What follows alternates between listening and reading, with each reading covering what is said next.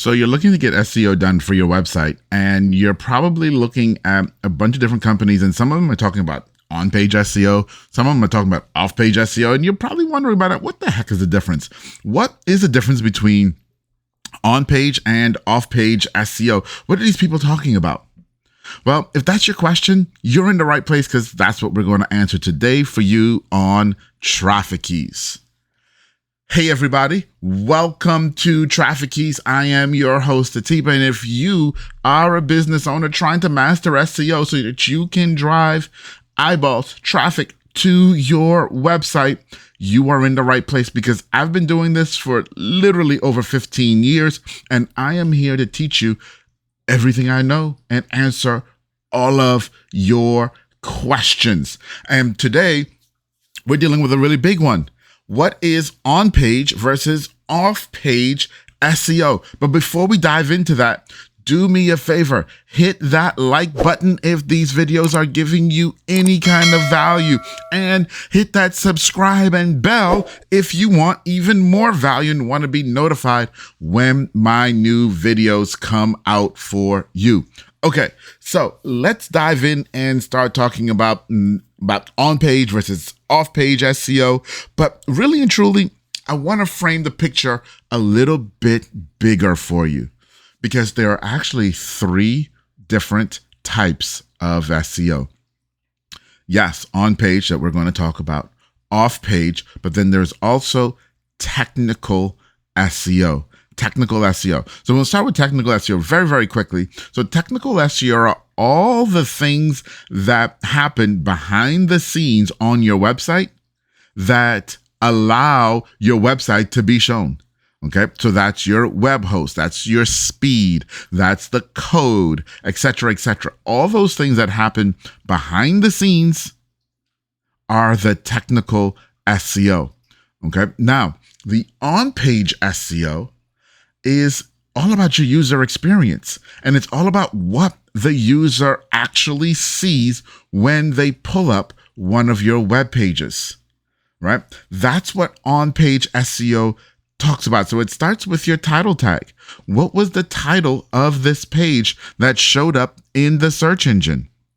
Is that title something that made people want to click on it to come learn what you have to say about that topic, right? Then once they got to the page, what's the heading on the page? Does the heading on the page match what the title was? Is there congruency there? So people say, okay, I clicked on this title, I saw this heading, and the heading matches. Yep. Okay, so I know I'm in the right place. Then, as they're starting to consume the content, do you have subheadings? In technical terms, those are called H2s and H3s. But do you have subheadings that are congruent and match your main heading, which matches your title? All of this is on-page SEO. And then finally, what's the content? So we have the correct titles, the correct headings, the correct subheadings, but then what are we actually saying?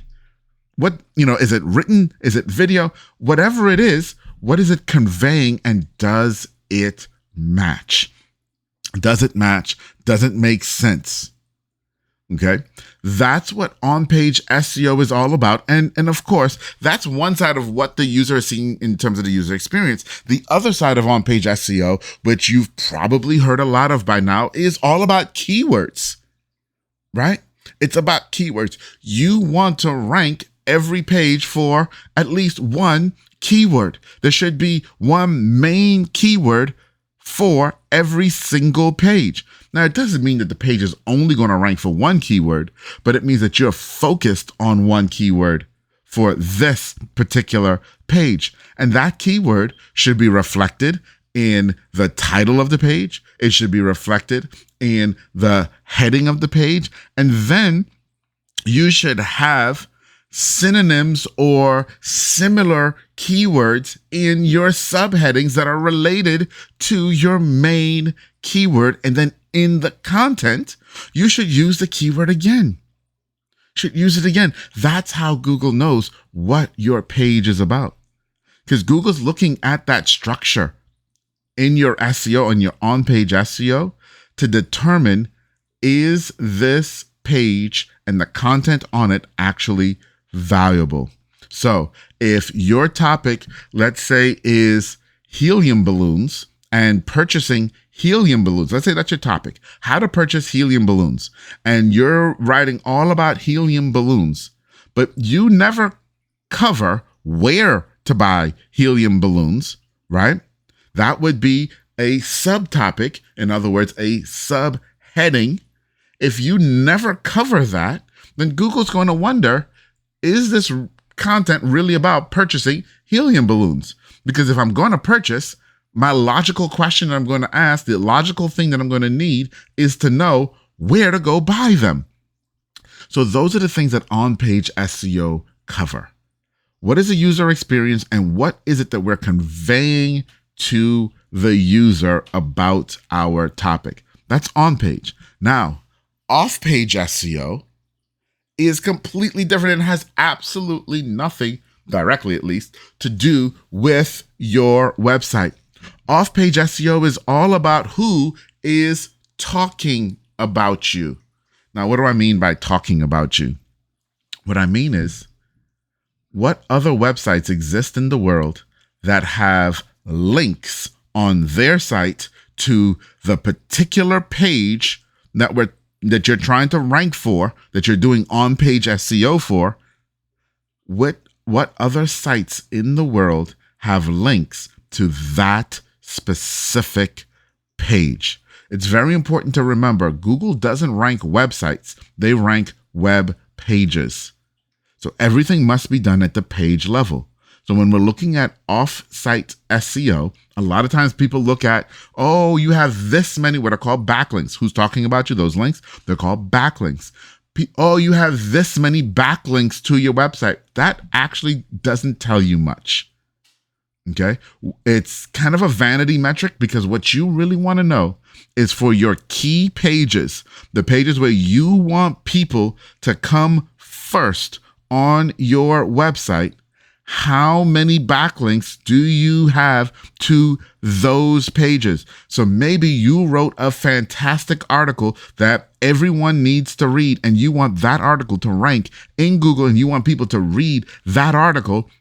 Then you need backlinks to that particular article, because Google ranks pages, not entire websites. So let's talk about backlinks, because there's a lot of confusion and a lot of questions about backlinks. And so there are a couple of things that you have to be concerned with backlinks. And so one is quality and the other one is quantity. There are a lot of people out there who tell you, oh, I can get you quantity of backlinks. Pay me this much and I'll get you this many backlinks. And they're talking about quantity of backlinks. Now, it's not that quantity is bad. Okay, don't get me wrong. It's not that quantity is bad. However, quality is way better. I would take one quality backlink over 1,000 low quality backlinks any day, because that one quality backlink is going to serve me better with Google than low quality backlinks every single day. Now, that obviously causes you to ask a question of me, Atiba. So what is a quality backlink? Well, I'm glad you asked. A quality backlink, my friend, is a website that is linking to you that Google deems is a quality site and also relevant to your topic. So, for example, if I wrote that article that we were talking about earlier about how to buy helium balloons, and Petco on their section about cat litter has a backlink to my article about helium balloons, Google's going to look at that and say, well, Petco is a reputable site. They've got a lot of value. We know Petco, but Petco doesn't know anything about balloons, and it's in the cat section. So Is that a valuable backlink? And so Google's going to say, well, we're glad that you got a reputable place, but we're not sure it's actually relevant. So it's not actually going to help you that much. However, let's say Petco on their website, on the section about kitty litter, well, actually in the cat section, had a subsection on how to throw a birthday party for your cat. And in the article that they wrote, they said, you want to get helium balloons. And if you want to know how to buy helium balloons, go to this site to learn and read this article on how to buy helium balloons. Now, all of a sudden, Google sees, okay, I know Petco, and Petco is writing on a topic about birthdays, which birthdays and helium balloons are relevant to each other. And Petco is saying, if you're trying to throw a birthday and you want helium balloons, which are relevant to each other, you need to go check out these people and their article, because they'll tell you exactly what to do. At that point, my friends, that is a relevant backlink that carries a ton of weight to Google. Likewise, if you are writing that same article on how to buy helium balloons and a major helium manufacturer links to that article, again, that's a valuable backlink. That's a valuable backlink. My phone is turned on because I keep saying the G word too often and it's trying to do a search. That's a valuable backlink. Okay. And that's what you're looking for. Okay. That's what you're looking for. You see, what Google is trying to do is quantify the value of your backlinks. So it's not just about the quantity, how many you have. It's about how valuable they actually are, how relevant they are to your content, So you want to go and build, which we've got tons of other videos on how to do this, build quality backlinks. And that's, my friend, is off-page SEO. Okay, that's at least one part of off-page SEO with the backlinks. The other thing is social media. Okay, on your social media profiles, you definitely should have your URL, your website listed. Okay, that is a backlink, right? Then also on social media, if you are promoting your own content, put a link on social media to your content. Put that link there because people will click on it and they'll come back to your website to consume that content. Those are also major signals to Google that people want to consume your content. So that's another part of off-page SEO that you can master, is sharing your content through social posts and enticing people to click on it and come back and consume your content. Okay, so I hope that this gave you a bit of a picture, or a clearer picture, of the difference between on-page and off-page. And we touched a little bit of even of technical SEO today. But if this did introduce new questions for you, please do me a favor. Drop your questions down below. If you are on the podcast, send me an email. hello@TrafficKeys. I would love to answer your questions, love to know where they are, what they are. And if, depending on your question, you may even end up with a video to answer your question too, my friends. All right, everybody. I will see you real soon. Bye-bye.